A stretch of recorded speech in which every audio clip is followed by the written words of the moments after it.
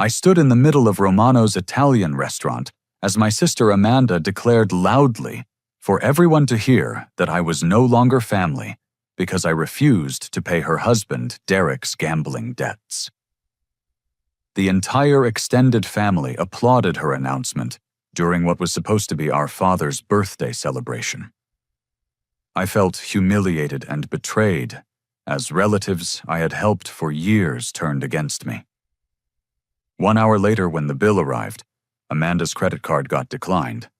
All eyes turned to me expectantly, but instead of saving them, I simply stood up and walked toward the exit.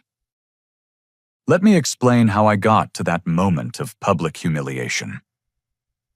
My name is Clark, and for the past 8 years, I have been my family's financial safety net. After dropping out of college to care for my sick mother, I built a successful landscaping business from nothing more than determination and a borrowed pickup truck. While my friends were earning degrees, I was learning the hard way how to run equipment, manage crews, and satisfy demanding clients who expected perfection from their outdoor spaces. My business, Green Valley Landscaping, started with basic lawn maintenance, but grew into comprehensive landscape design and installation. I specialized in drought-resistant gardens and sustainable irrigation systems, which became increasingly popular in our part of California. By age 28, I employed 12 full-time workers and had contracts with 3 major housing developments.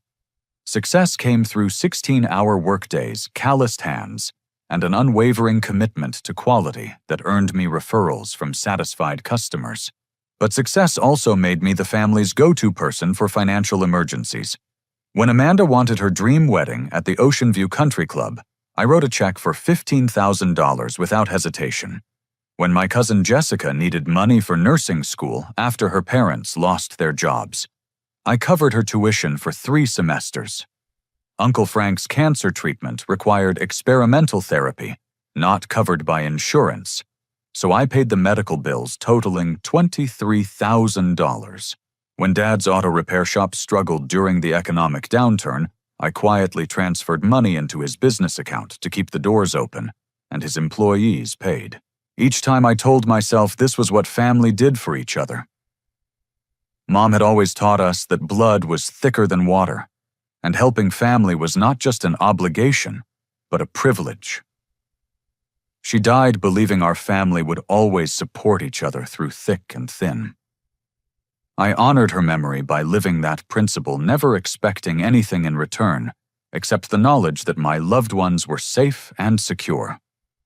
3 months ago, everything changed when I discovered Derek owed $47,000 to various creditors.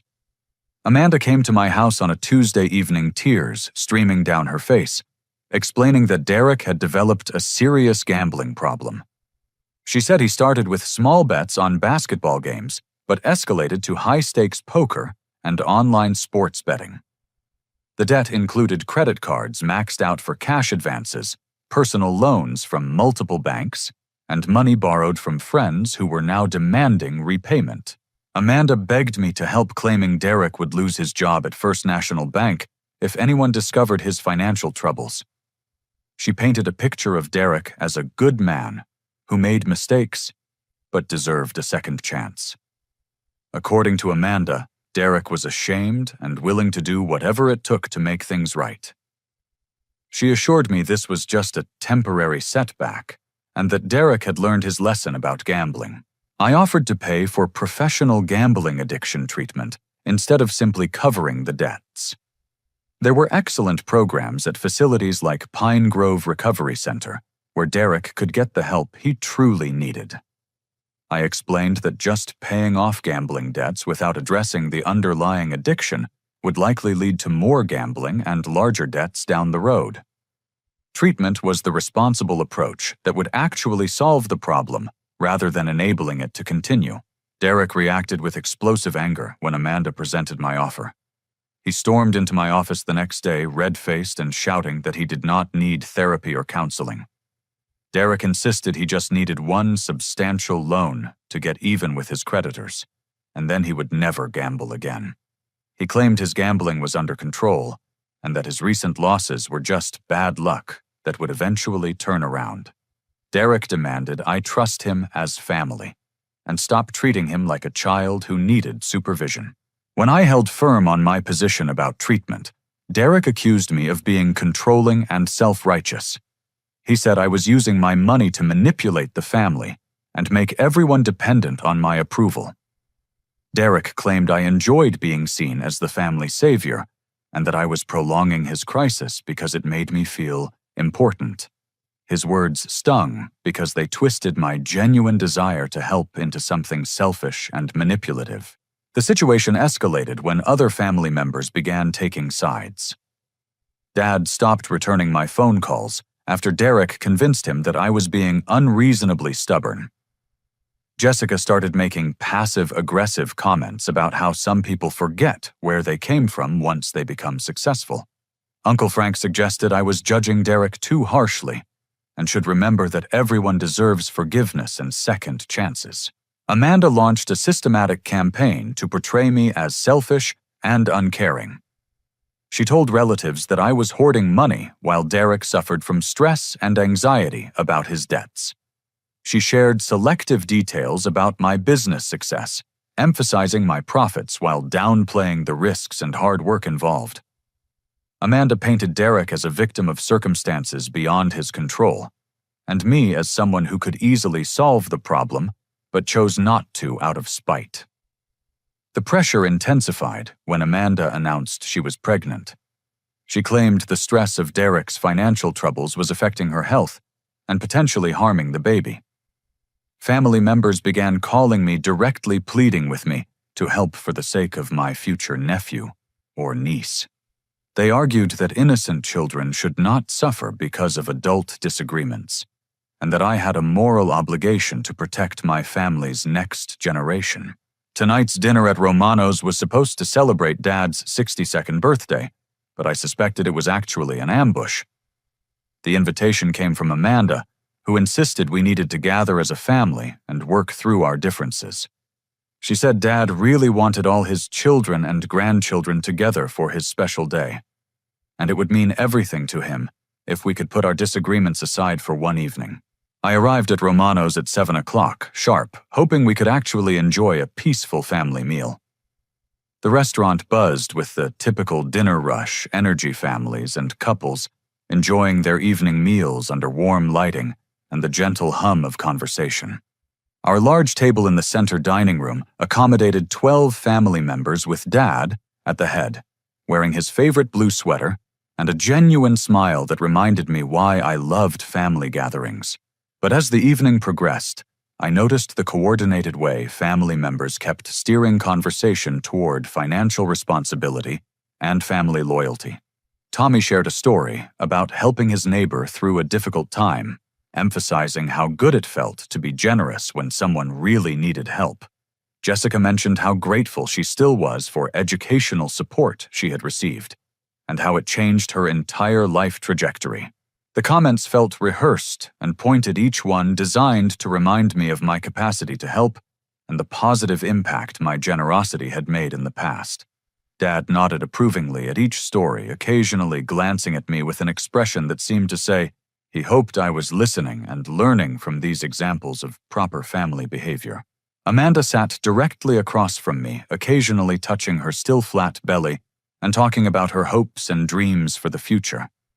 She mentioned wanting to provide a stable home for her child and how important it was for children to grow up feeling secure and loved.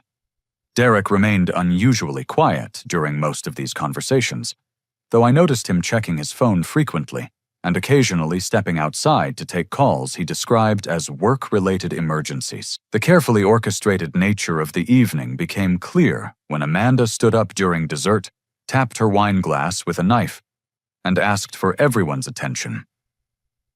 She thanked Dad for being such a wonderful father and grandfather, and expressed gratitude for having such a close and supportive family. Then she turned to me with the expression of disappointment and sadness that seemed genuine enough to convince anyone who had not witnessed the preceding months of manipulation. Amanda's voice carried across the restaurant, as she announced that some people seem to forget that family comes before money. She said it broke her heart to see someone choose greed over compassion, especially when a pregnant woman and her unborn child were involved in the situation. Amanda declared that she could no longer consider someone family if they valued money more than the welfare of their own relatives. The words hit me like a physical blow as Amanda looked directly at me and stated that I was no longer part of this family because I refused to help Derek in his time of need. She said my selfishness had shown my true character and that she could not allow such negative influences around her future children. Amanda concluded by saying the family would be better off without someone who pretended to care, but only helped when it was convenient or made him look good. The applause started with Tommy and spread around the table like wildfire. Cousin Jessica clapped enthusiastically while nodding her agreement with Amanda's assessment. Uncle Frank joined in while shaking his head sadly, as if witnessing a tragic fall from grace. Even Dad remained silent, neither applauding nor defending me, which felt like the deepest betrayal of all. As I sat there processing this public humiliation, I noticed Derek nervously checking his phone again and whispering urgently to Amanda. Through fragments of his hushed conversation, I caught references to Monday deadlines and people who were getting impatient about payments. Something about Derek's demeanor suggested the situation was far more complicated and dangerous than anyone had revealed to me. Throughout the dinner, Derek's behavior became increasingly erratic and desperate. While Amanda delivered her carefully crafted speeches about family loyalty, Derek ordered bottle after bottle of expensive wine as if celebrating some victory that had not yet occurred. He made grandiose toasts about the importance of family bonds and how real relatives always supported each other through difficult times. Each toast seemed designed to reinforce the guilt-inducing narrative Amanda was weaving, but Derek's nervous energy suggested he was barely maintaining control of his emotions. Between courses, Derek stepped outside multiple times for what he claimed were urgent business calls from bank clients. However, his conversations were anything but professional. Through the restaurant's large windows, I could see him pacing frantically while shouting into his phone, occasionally punching the air in frustration and checking his watch obsessively. These were not the calm, measured discussions of a banking professional, but the desperate negotiations of someone facing imminent consequences. During one of Derek's absences, I overheard fragments of conversation between other family members that revealed shocking truths about their financial situations. Jessica quietly confessed to Tommy that she had not actually attended nursing school in 4 months because she could no longer afford the tuition payments.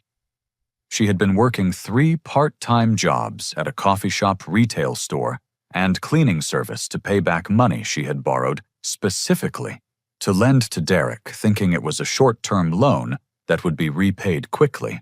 Uncle Frank whispered to Dad about how he had taken out a second mortgage on his house to help Derek, believing the money would be returned within 60 days. Frank explained that Derek had provided detailed documentation about a guaranteed investment opportunity that would double the money, allowing Derek to pay his debts and provide Frank with substantial returns. Instead, Derek had apparently gambled away Frank's money within 2 weeks, leaving Frank facing foreclosure on the house where he had lived for 37 years. Most shocking was learning that Dad's auto repair shop was only 3 weeks away from permanent closure. Dad had given Derek complete access to the business checking account after Derek claimed he could invest the shop's profits in high-yield certificates of deposit through his banking connections. Instead, Derek had systematically drained the account to fund his gambling addiction, leaving Dad unable to pay suppliers, employees, or rent on the commercial property that housed his lifelong business. Amanda herself had not paid her mortgage in 4 months, living in a constant state of panic about losing the house she and Derek had purchased just 2 years earlier. She had borrowed against her retirement account, maxed out multiple credit cards, and even sold her grandmother's jewelry collection to provide Derek with gambling money. Despite these desperate measures, their financial situation continued deteriorating because Derek's gambling had become completely compulsive and uncontrolled. The manipulation network extended beyond immediate family members. Tommy admitted to Jessica that he had been providing Derek with detailed information about my business contracts, client payments, and equipment purchases.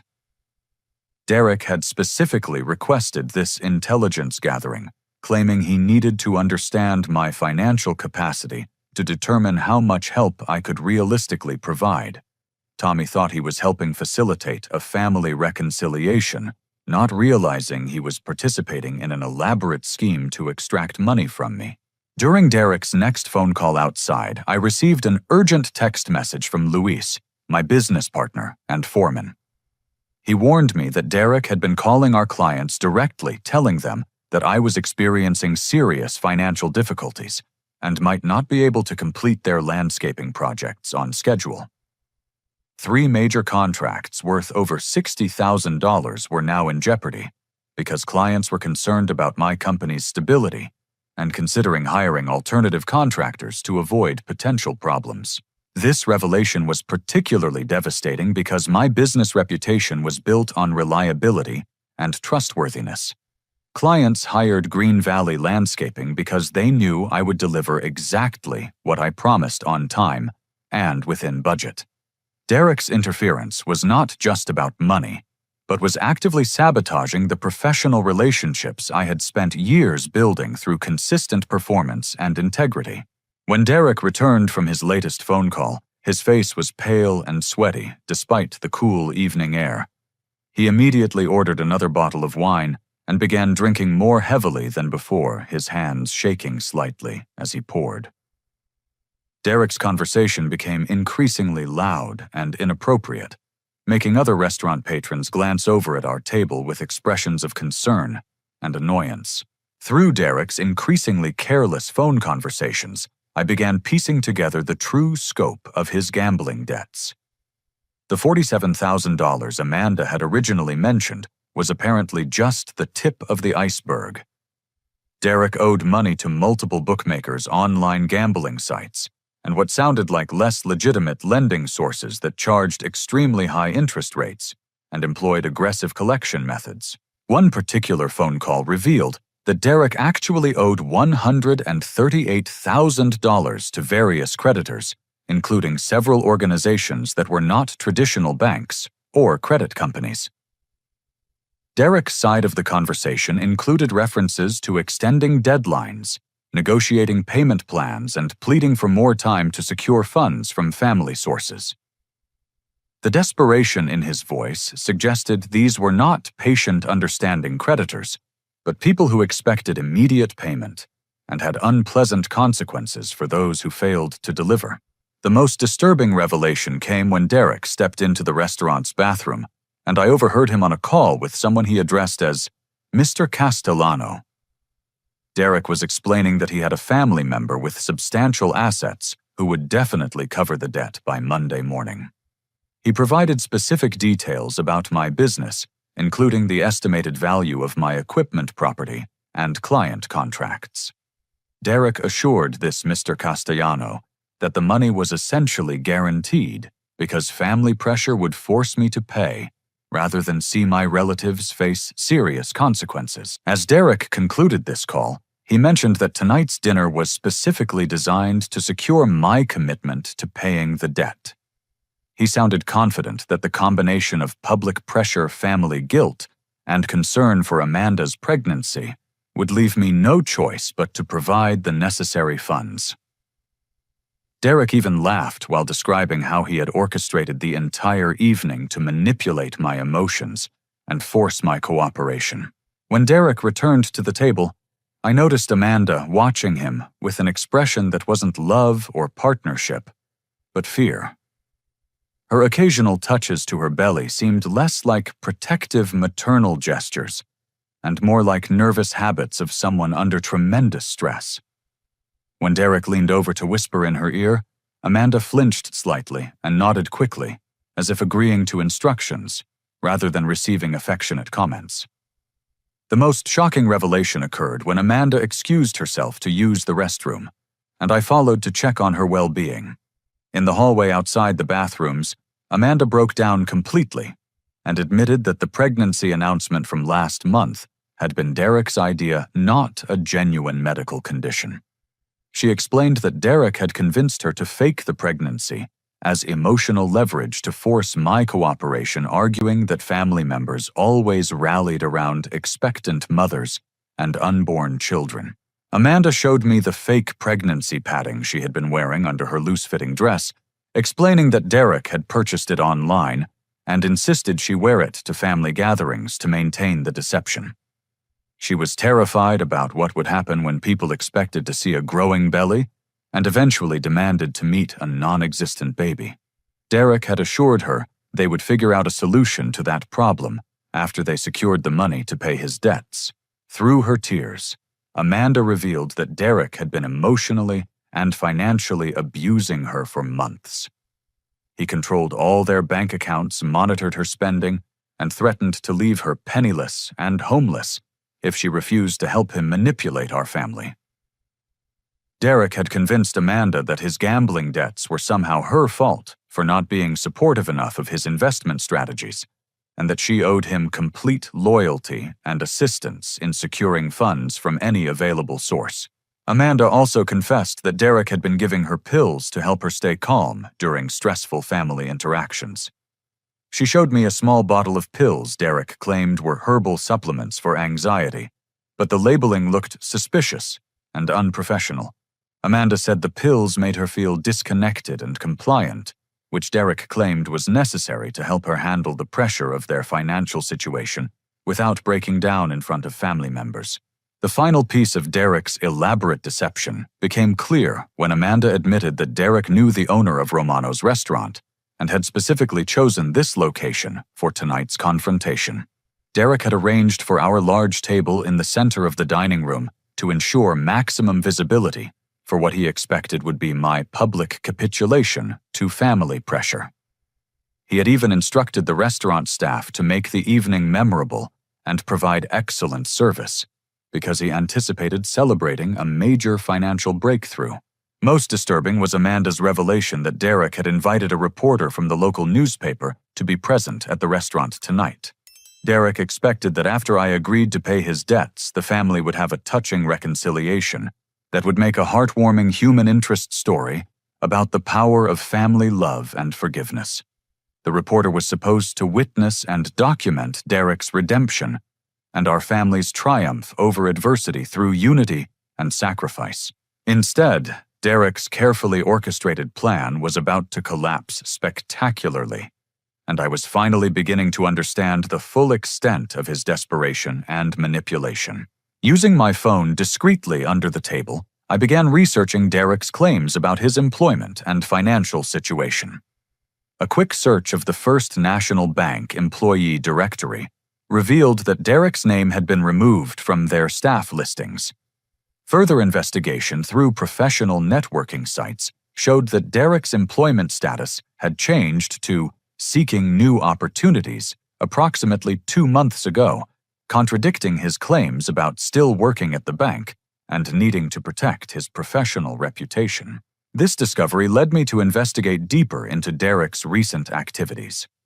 Public records searches revealed that Derek had been terminated from First National Bank for suspicious activity involving customer accounts. According to news reports, I found the bank had discovered unauthorized access to client financial information and irregular transactions that triggered an internal investigation. Derek had been fired and was potentially facing criminal charges related to financial misconduct and breach of fiduciary duty. The devastating truth about our family's financial collapse began emerging through additional research and overheard conversations. Dad's auto repair shop had failed not because of general economic conditions, but because Derek had systematically stolen money from the business account over a period of 6 months. Derek had convinced Dad that he could invest the shop's profits in high-yield bank products, but instead had gambled away everything, leaving Dad unable to pay his employees' suppliers or commercial rent. Jessica was not actually attending nursing school, as everyone believed. Financial aid records showed she had been forced to withdraw after Derek failed to repay money she had borrowed specifically to lend to him. Jessica had been working multiple low-wage jobs to service the debt she incurred, helping Derek while maintaining the pretense of being a student to avoid family shame and disappointment. Her educational dreams were completely derailed by Derek's manipulation and lies. Uncle Frank's situation was even more heartbreaking. He had mortgaged his paid-off house to provide Derek with investment capital, believing Derek's promises about guaranteed returns through insider banking knowledge. Frank was now facing foreclosure on the home where he had lived for decades and raised his children, all because he trusted Derek's fraudulent investment scheme. At 72 years old, Frank was too old to recover financially from this devastating loss. Through Derek's increasingly careless phone conversations, I learned that his gambling debts extended far beyond traditional bookmakers and online betting sites. Derek owed substantial amounts to organizations that operated outside legal gambling frameworks, including loan sharks who charged exorbitant interest rates and employed intimidation tactics to ensure repayment.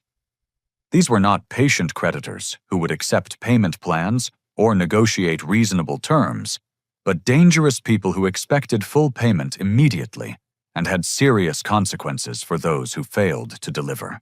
Derek's desperation became more apparent as I listened to his phone calls with various creditors throughout the evening. He was frantically trying to negotiate extensions and payment deferrals, but his requests were being denied because he had already broken multiple previous promises.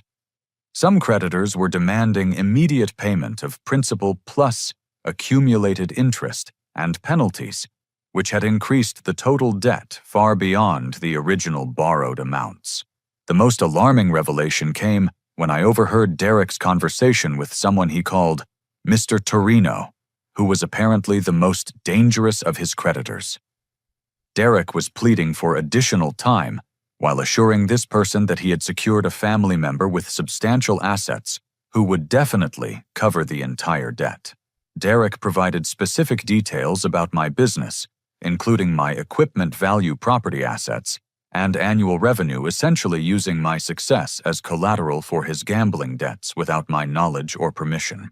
Even more disturbing was Derek's claim that I had already verbally agreed to pay the debt, which was completely false. Derek told Mr. Torino that tonight's dinner was just a formality to finalize the payment arrangements and that the money would be available by Monday morning. Derek had used my name and reputation to buy himself more time, meaning these dangerous creditors now expected payment based on promises I never made. When Derek returned from this particularly intense phone call, I noticed his hands were trembling and his shirt was soaked with perspiration, despite the restaurant's comfortable temperature. Derek immediately ordered another bottle of expensive wine and began drinking more rapidly, as if trying to numb himself against the overwhelming pressure he was facing. His behavior was becoming increasingly erratic and desperate, making other diners glance over at our table with concern and disapproval. Amanda's growing fear became more evident as Derek's desperation intensified. When he whispered instructions to her, she nodded quickly and fearfully, like someone who had learned that disagreeing with Derek led to unpleasant consequences. Amanda's occasional touches to her fake pregnancy padding seemed more like nervous self-soothing than maternal protection, and her eyes darted anxiously between Derek and other family members, as if gauging everyone's mood and potential reactions. The restaurant setup became more suspicious as the evening progressed. I noticed that our table location provided maximum visibility to other diners, and that several staff members seemed unusually attentive to our conversation. When I stepped outside briefly for fresh air, I overheard a busboy telling a co-worker that someone had specifically requested detailed service for our table because it was supposed to be a special family celebration that might be covered by local media. This revelation confirmed Amanda's earlier admission that Derek had orchestrated the entire evening for maximum dramatic impact. Derek had chosen Romano's not for its food or ambiance, but because it provided the perfect stage for his manipulation performance. The central table location, attentive service, and media presence were all designed to pressure me into compliance through public embarrassment and social obligation. The fake pregnancy deception became even more elaborate when I observed Amanda's careful movements throughout the evening. She consistently positioned herself to hide the artificial padding while making exaggerated protective gestures that seemed performative rather than instinctive. Amanda's pregnancy announcements to various family members lacked the joy and excitement typical of expectant mothers, instead carrying an undertone of desperation and fear. During dessert, Derek stepped outside for another frantic phone call, and I seized the opportunity to research the suspicious pills Amanda had shown me earlier.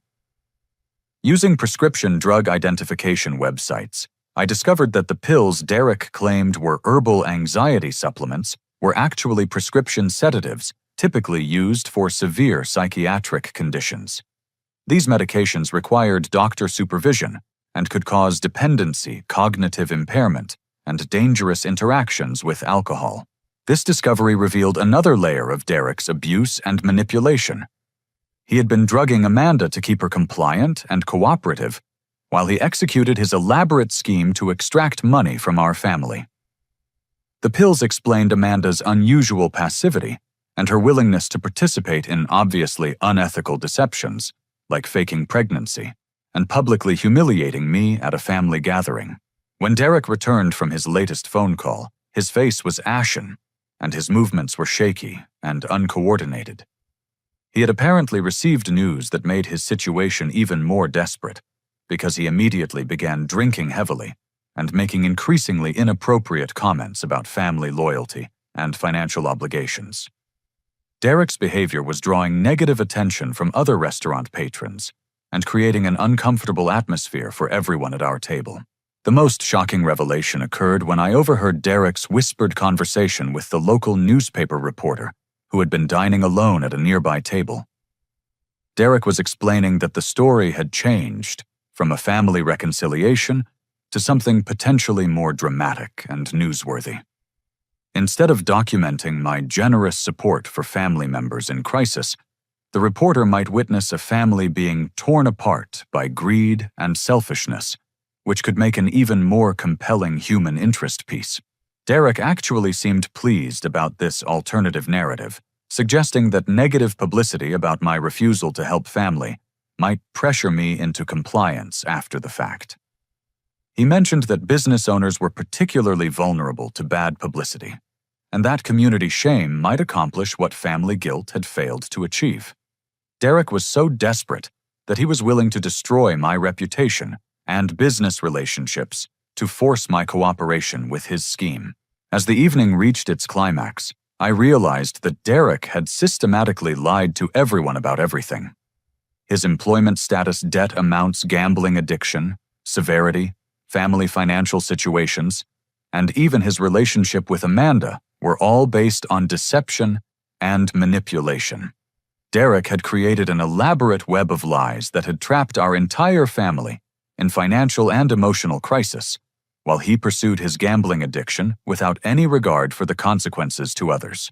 The most devastating realization was that Derek had already told his most dangerous creditors that I would pay his debts using my name and business reputation as collateral without my permission. If I refused to pay, these criminals would assume I was breaking a promise I never made, potentially putting my business and personal safety at risk. Derek's manipulation had extended beyond emotional blackmail to potentially criminal fraud and extortion. As the evening wound down, the waiter approached our table with a leather folder containing the bill for our elaborate dinner celebration. Derek had orchestrated the entire meal with expensive appetizers, premium wine selections, and multiple dessert courses, confident that I would pay as I always had in the past.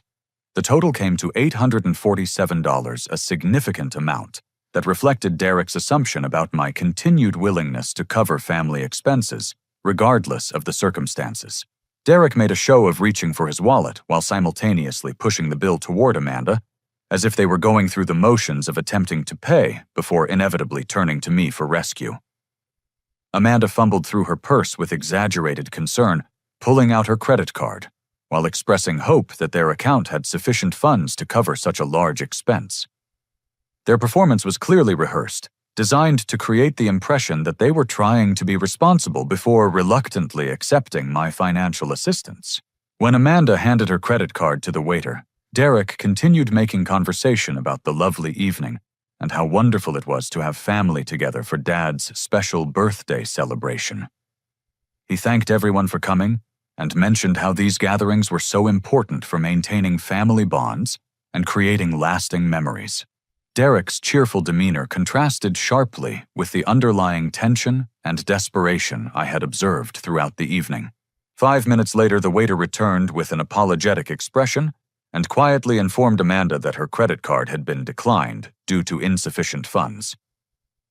Amanda feigned surprise and embarrassment, claiming she thought Derek had made a large deposit earlier that week to cover their monthly expenses. She made a show of checking her phone for banking notifications while expressing confusion about their account balance and wondering if there might be a mistake with the credit card processing system.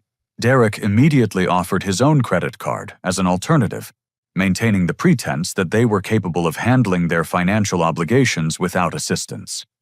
However, when the waiter returned several minutes later, Derek's card was also declined, this time due to the account being over its credit limit. Derek expressed shock and frustration, claiming there must be some error because he had specifically arranged for additional credit capacity to cover unexpected expenses. At this point, Dad attempted to contribute by offering his own payment method, but his credit card was also declined due to the account being maxed out from previous financial emergencies related to Derek's schemes. Uncle Frank searched through his wallet, apologetically explaining that he had limited cash available because most of his money was tied up in investments and monthly expenses. Jessica and Tommy both acknowledged they were living paycheck to paycheck and could not contribute to such a large restaurant bill. The situation became increasingly awkward as our family's financial limitations became apparent to other restaurant patrons who could not help but observe our payment difficulties. The waiter remained professional but clearly needed resolution of the billing situation so he could attend to other tables and complete his evening responsibilities. Other family members began shifting uncomfortably in their seats as the realization set in that none of them could actually afford the expensive meal Derek had ordered for everyone. Every family member gradually turned their attention toward me with expectant expressions, assuming I would step in to resolve the payment crisis, as I had countless times before. Tommy made a lighthearted comment about me always being the family's financial hero who saved the day when unexpected expenses arose. Jessica mentioned how grateful everyone was to have such a successful and generous relative who could handle situations like this without any personal hardship or sacrifice.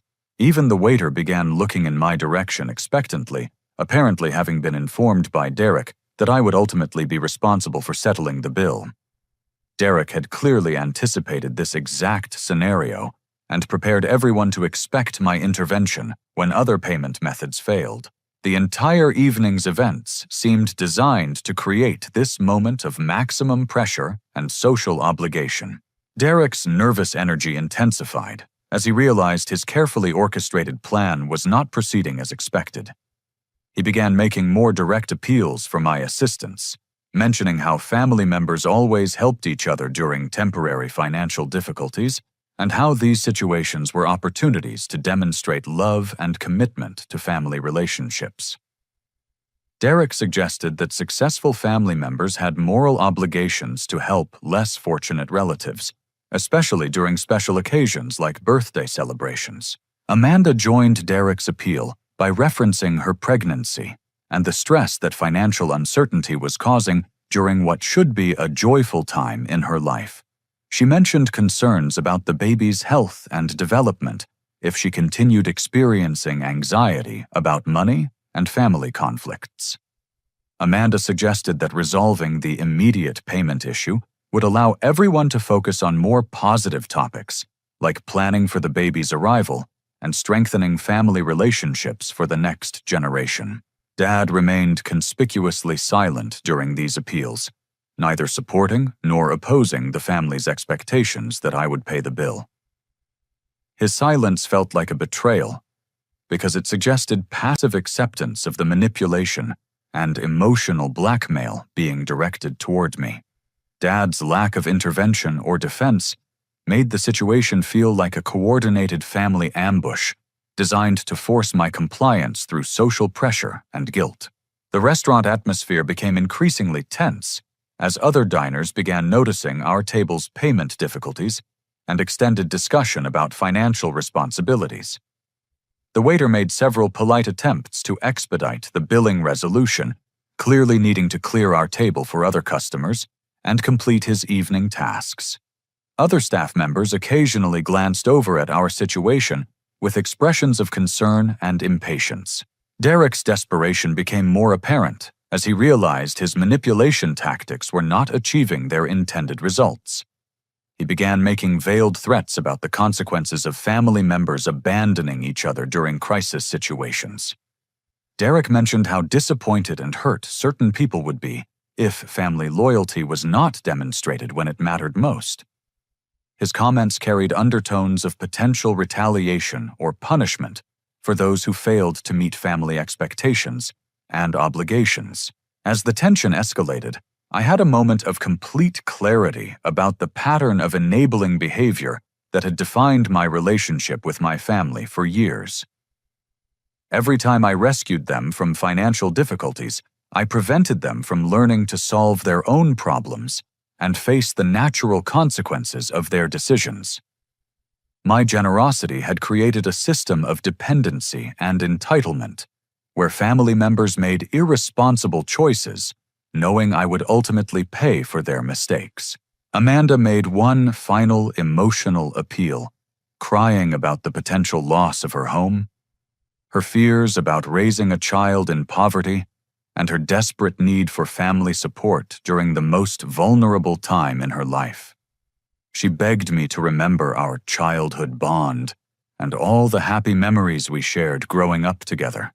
Amanda pleaded with me to consider what our deceased mother would want me to do in this situation, and how disappointed Mom would be to see our family torn apart by financial disagreements. Derek became increasingly agitated as his manipulation tactics failed to achieve the desired response. He stood up abruptly and began speaking loudly enough for other restaurant patrons to hear, accusing me of selfishness and cruelty toward my pregnant sister and elderly father. Derek claimed that my refusal to help demonstrated a complete lack of character and family values, suggesting that financial success had corrupted my moral compass and made me forget my obligations to those who had supported me throughout my life. In that moment, I made the decision that would change everything. I calmly informed the table that I would not be paying for their expensive dinner or Derek's gambling debts. Instead, I offered one final alternative. I would gladly pay for Derek's admission to a professional gambling addiction treatment program and help family members create realistic payment plans with their creditors. But I would not simply hand over money that would likely be gambled away within days or weeks. Derek's reaction was explosive and immediate. In his rage, he accidentally revealed that he had been recording our entire conversation on his smartphone, which he had positioned strategically on the table throughout the evening. Derek had planned to use my words as evidence in a potential lawsuit, claiming that I had verbally agreed to pay his debts and was now breaching an oral contract. The entire evening had been designed not just for emotional manipulation, but for legal extortion, with Derek intending to sue me for breach of promise if family pressure failed to secure my cooperation. This revelation shocked everyone at the table, including family members who had not known about Derek's recording scheme or his plans for potential legal action against me.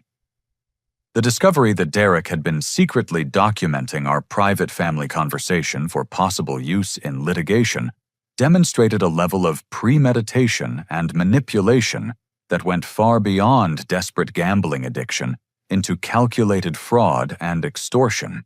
I stood up slowly and deliberately, my chair scraping against the restaurant floor, with a sound that seemed to echo through the sudden silence at our table. Every family member stared at me, with expressions ranging from shock to desperation, clearly not expecting this response to their coordinated manipulation attempt. Derek's face had gone pale as he realized his secretly recorded evidence would not support the lawsuit he had planned, since I had never actually agreed to pay his debts. Speaking in a calm but firm voice that carried across the restaurant, I addressed not just my family, but the other diners who had been unwittingly drawn into this dramatic confrontation. I explained that real love sometimes requires saying no to destructive behavior, even when that decision causes temporary pain and disappointment. Enabling someone's gambling addiction by paying their debts without requiring treatment is not kindness, but participation in their continued self-destruction. I told the assembled crowd about the 8 years I had spent supporting this family through various financial crises, always believing that my generosity was helping them build better lives and stronger futures. Instead, my well-intentioned assistance had created a cycle of dependency where family members made increasingly irresponsible decisions, knowing I would ultimately bear the financial consequences of their poor choices and reckless behavior. Derek's recording scheme became the perfect example of how far the manipulation had progressed beyond simple requests for help into elaborate fraud and potential criminal extortion. I explained to everyone present that Derek had planned to use secretly recorded conversations as evidence in a lawsuit designed to force payment of gambling debts through false claims about verbal agreements and family contracts that never actually existed.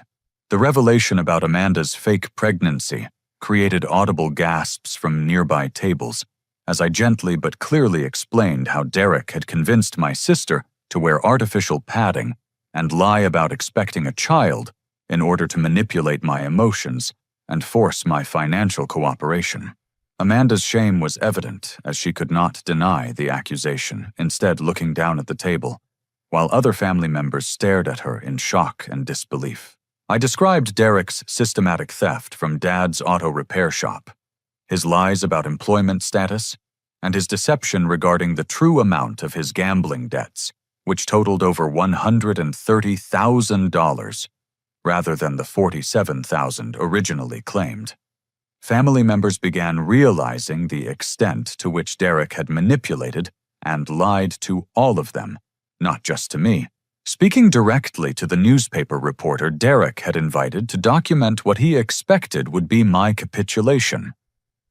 I explained that this story was actually about the dangers of enabling addiction and the importance of establishing healthy boundaries in family relationships. I agreed to provide a detailed interview about financial abuse within families and the psychological tactics used by addicted individuals to manipulate their relatives into funding destructive behavior. Dad finally broke his silence to apologize for his passive acceptance of the family's manipulation campaign against me. He admitted knowing about some of Derek's lies, but feeling powerless to intervene because he feared losing his relationship with Amanda and his future grandchild.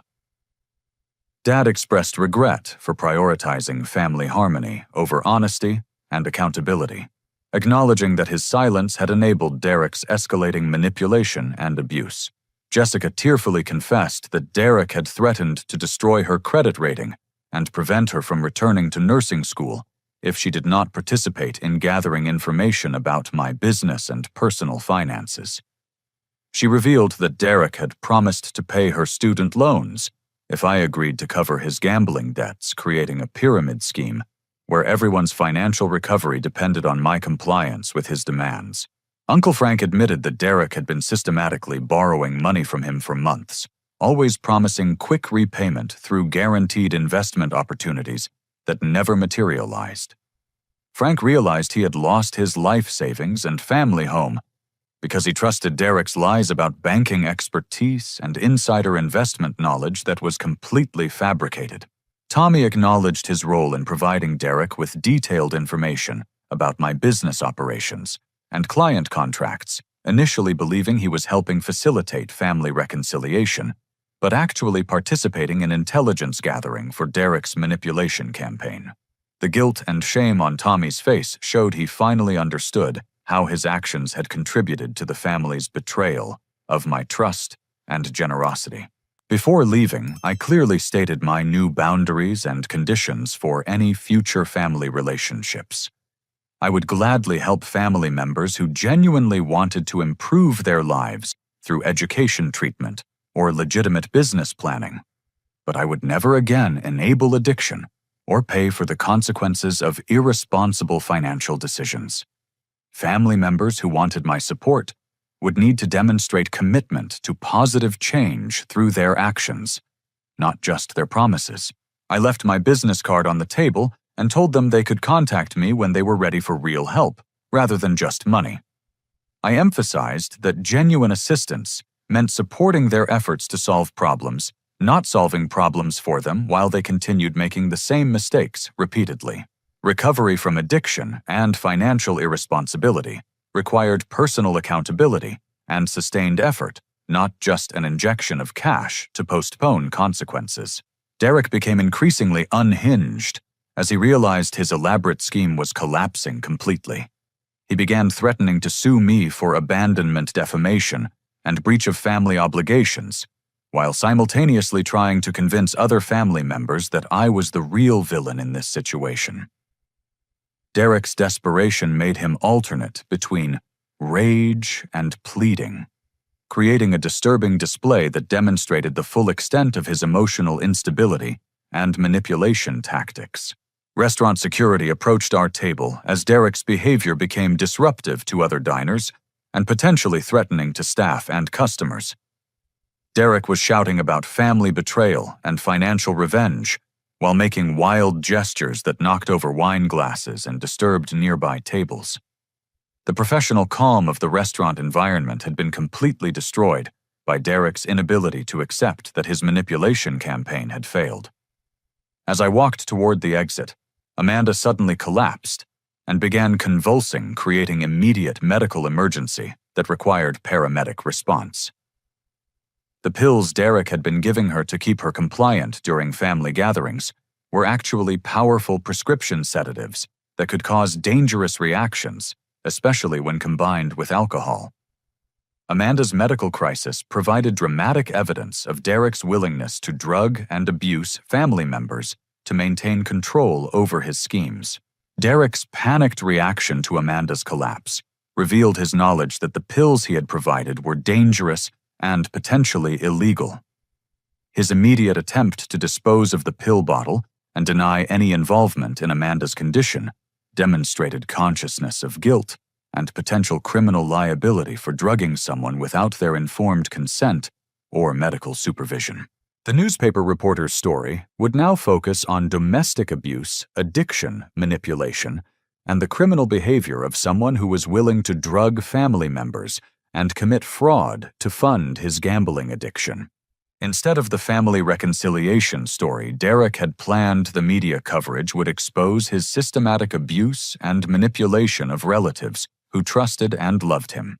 Paramedics arrived within minutes of Amanda's collapse, their professional assessment quickly determining that she had been consuming prescription medications not prescribed to her. The lead paramedic, an experienced woman named Sarah, immediately recognized the symptoms of sedative overdose combined with alcohol consumption, a potentially lethal combination that required immediate medical intervention and hospitalization for monitoring and treatment. Derek's panicked attempts to distance himself from Amanda's medical emergency only increased suspicion about his involvement in her condition. When paramedics asked about her recent medication history, Derek claimed complete ignorance while simultaneously trying to retrieve the pill bottle he had given Amanda earlier in the evening. His contradictory behavior and obvious knowledge of the medications made it clear that he was directly responsible for Amanda's dangerous medical condition. Police arrived as part of the standard response to suspected drug-related medical emergencies, and Derek immediately became a person of interest in a potential poisoning investigation. Detective Martinez questioned Derek about his relationship with Amanda, his knowledge of her medication use, and his access to prescription drugs that were clearly not prescribed to him or Amanda by any legitimate medical professional. Amanda, once the sedatives were counteracted, and she regained full consciousness, began revealing the extent of Derek's emotional and financial abuse for the first time. Without the chemical influence that had kept her compliant and confused, Amanda clearly described months of manipulation, threats, and coercion that Derek had used to control her behavior and force her participation in his schemes against our family. The fake pregnancy deception became evidence of Derek's willingness to exploit intimate relationships and family emotions for financial gain. Amanda explained how Derek had purchased the artificial pregnancy padding online and forced her to wear it during family gatherings, threatening to abandon her and destroy her credit rating if she refused to participate in his manipulation campaign.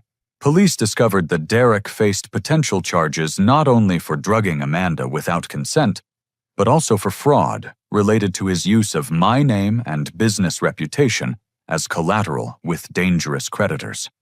Derek had essentially forged verbal agreements and made promises on my behalf that could have resulted in serious threats to my personal safety and business operations. With Derek in police custody and Amanda receiving proper medical care, our family finally had the opportunity to assess the true extent of the financial and emotional damage his addiction had caused. Dad's auto repair shop could potentially be saved through proper debt restructuring and business planning, but only if we acted quickly to negotiate with creditors and suppliers before permanent closure became inevitable. Jessica learned that she could return to nursing school through legitimate financial aid programs and student loan options that did not depend on family loans or Derek's fraudulent promises. Her academic record was still strong, and several nursing programs had flexible schedules for students who needed to work while completing their education. Uncle Frank's situation was more complicated because he had already lost significant equity in his family home, but financial counselors could help him explore options for preventing complete foreclosure and preserving some of his retirement security. The key was acting immediately before the foreclosure process progressed beyond the point of negotiation and compromise. Luis called to report that our business clients had been contacted by police as part of the investigation into Derek's harassment and false claims about my company's financial stability. Once clients understood that Derek's calls were part of a criminal scheme, they actually expressed increased confidence in my integrity and professionalism. Several clients offered additional work projects because they were impressed by how I had handled the family crisis with honesty and ethical boundaries. The newspaper reporter's investigation revealed that Derek's gambling addiction and manipulation tactics followed patterns common to serious gambling disorders, where addicted individuals systematically exploit family relationships and social connections to fund their compulsive behavior. The article would help other families recognize similar warning signs and seek appropriate help before their situations reached crisis levels. Derek's former employer, First National Bank, confirmed that he had been terminated for unauthorized access to customer accounts and suspicious financial transactions that violated federal banking regulations. Derek faced potential federal charges related to his banking misconduct, in addition to the state charges related to fraud, drug-related offenses, and domestic abuse allegations. 3 weeks later, police arrested several of Derek's creditors who were operating illegal gambling and loan shark businesses that charged extortionate interest rates and used threatening collection tactics. Derek's cooperation with authorities, motivated by his desire to reduce his own criminal penalties, helped police shut down criminal organizations that had been victimizing vulnerable people throughout our community. Amanda filed for divorce and obtained a restraining order against Derek, finally free from his manipulation and abuse after months of psychological and chemical control. She began attending support groups for families affected by gambling addiction and slowly rebuilt her emotional and financial independence with help from legitimate counseling services and social support programs. Dad's auto repair shop reopened under a new business plan that included proper financial controls and realistic profit expectations. Dad hired a professional bookkeeper and established banking relationships that prevented any single individual from gaining unauthorized access to business funds. His reputation in the community was actually enhanced by his honesty about the financial difficulties and his commitment to operating ethically going forward. The loan sharks who had threatened our family were arrested and prosecuted for extortion and illegal lending practices, removing the immediate physical danger that Derek's debts had created. Police investigations revealed that Derek was just one of many victims who had been exploited by these criminal organizations that specifically targeted people with gambling addictions and financial desperation. 6 months later, Derek accepted a plea agreement that included prison time, mandatory addiction treatment, and restitution payments to family members and other victims of his schemes. His cooperation with law enforcement investigations helped prosecute the criminal organizations he had been involved with, potentially reducing his sentence, but ensuring that his gambling addiction and manipulation tactics would be closely monitored for years to come. 1 year later, I can honestly say that walking out of Romano's restaurant that night was the most difficult but necessary decision I had ever made regarding my family relationships. The immediate aftermath was painful and chaotic, but it ultimately freed everyone from the destructive cycle of enabling and manipulation that had dominated our family dynamics for years. Derek is currently serving a 3-year sentence in state prison and attending mandatory gambling addiction treatment as part of his plea agreement. His letters from prison initially continued the same manipulation tactics he had used for years, alternately apologizing and blaming others for his situation, while requesting money for commissary purchases and legal fees. Our family learned to recognize these continued manipulation attempts and stopped responding to his demands for attention and financial support. Amanda's recovery has been remarkable to witness. Free from Derek's psychological and chemical manipulation, she has rebuilt her life with genuine strength and independence. She completed a dental hygienist certification program and now works at a pediatric dental practice where her natural compassion and patience make her excellent with children and anxious patients. Amanda is genuinely pregnant now, expecting a daughter with Michael, a respiratory therapist she met during her recovery support group meetings. The relationship between Amanda and me has become stronger than it ever was before, because it is now based on honesty, mutual respect, and healthy boundaries, rather than financial dependency and emotional manipulation. Amanda named me as her daughter's godfather, and I am honored to be part of raising a child in an environment of truth and accountability, rather than enabling and deception. Dad's auto repair shop is not just surviving, but thriving under proper management and realistic business practices. Dad hired Jenny, a certified public accountant who specializes in small business financial planning, to handle all bookkeeping and banking relationships.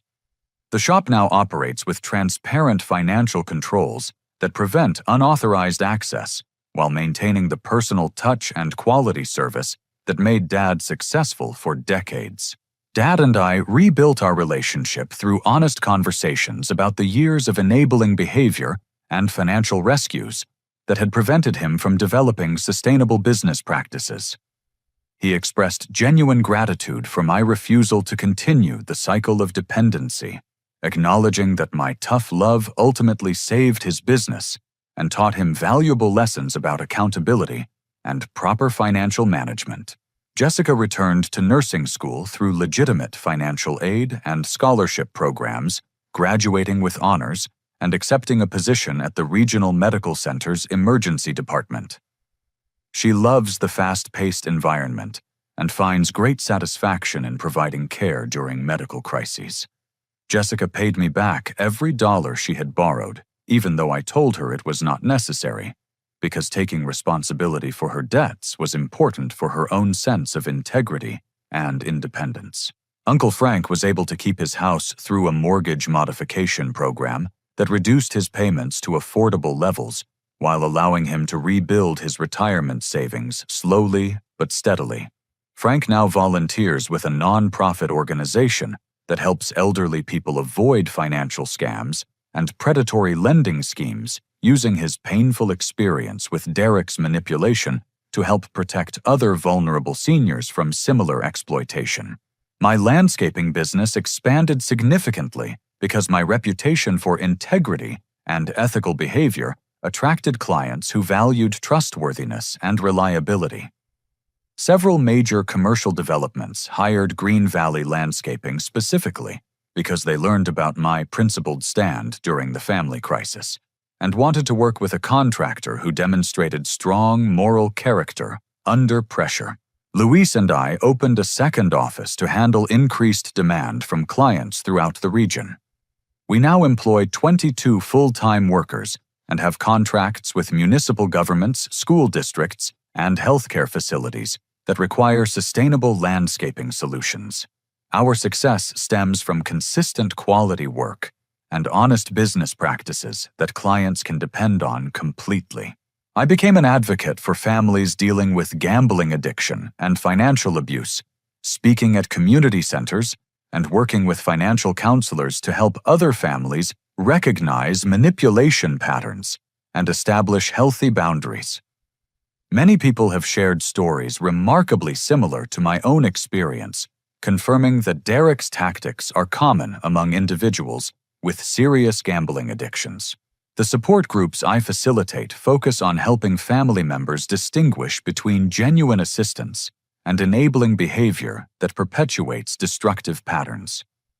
We emphasize that real love sometimes requires refusing to rescue people from the natural consequences of their choices, allowing them to experience the discomfort necessary for genuine change and growth.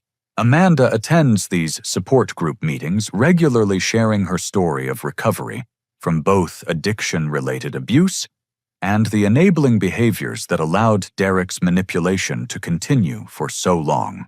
Her testimony helps other family members understand that victims of manipulation often participate unwillingly in schemes that harm their relatives, and that healing requires forgiveness for both the manipulator and those who were coerced into enabling destructive behavior. The newspaper article about our family's crisis became a widely shared piece that helped other communities recognize the warning signs of gambling addiction and financial abuse within families. The reporter James Chen won a state journalism award for his sensitive but thorough coverage of addiction-related family dysfunction and the importance of professional intervention rather than family-based enabling. Derek will face deportation proceedings after completing his prison sentence because his criminal convictions violated the terms of his permanent residency status. This consequence was not something our family sought, but it represents the natural result of choices Derek made repeatedly over several years while rejecting multiple opportunities for treatment and honest behavior change. The most important lesson I learned through this painful experience is that boundaries are not walls that separate people, but bridges that connect them in healthy, sustainable ways. When I stopped enabling my family's irresponsible behavior, I actually created opportunities for genuine relationships based on mutual respect and shared accountability, rather than financial dependency and emotional manipulation. True family love means supporting each other's growth and independence, not preventing people from experiencing the consequences that teach important life lessons. My refusal to pay Derek's gambling debts ultimately saved my family from years of additional abuse and manipulation, while forcing everyone to develop real problem-solving skills and emotional resilience. Amanda's daughter will grow up in a family environment characterized by honesty, accountability, and genuine support for healthy choices rather than enabling and excuse-making for destructive behavior. She will learn from an early age that love means expecting the best from people and helping them achieve their potential, not rescuing them from difficulties they need to overcome independently.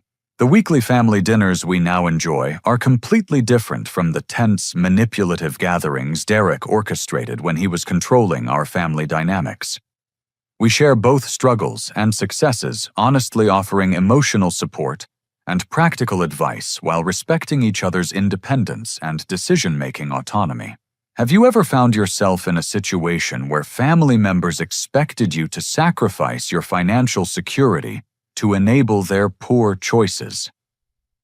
How do you think you would handle pressure from relatives who believe your success obligates you to rescue them from problems they created themselves? I would love to hear your thoughts about setting boundaries with family members who struggle with addiction or financial irresponsibility. Please like this story if it helped you think differently about family obligations and enabling behavior. Subscribe to hear more stories about overcoming manipulation and building healthy relationships. Share this with anyone who might be facing similar family pressure and comment below with your own experiences or questions about establishing boundaries with relatives who have unrealistic financial expectations. Thank you for listening to my story and allowing me to share this difficult but ultimately positive experience with you. Remember that sometimes the most loving thing you can do for family members is refuse to enable their destructive choices, even when that decision causes temporary pain and conflict. Your boundaries protect not just your own well-being, but also create opportunities for others to develop the strength and skills they need for genuine recovery and independence. May you find the courage to make difficult but necessary decisions when family loyalty conflicts with enabling behavior, and may your relationships be built on mutual respect and healthy accountability rather than dependency and manipulation.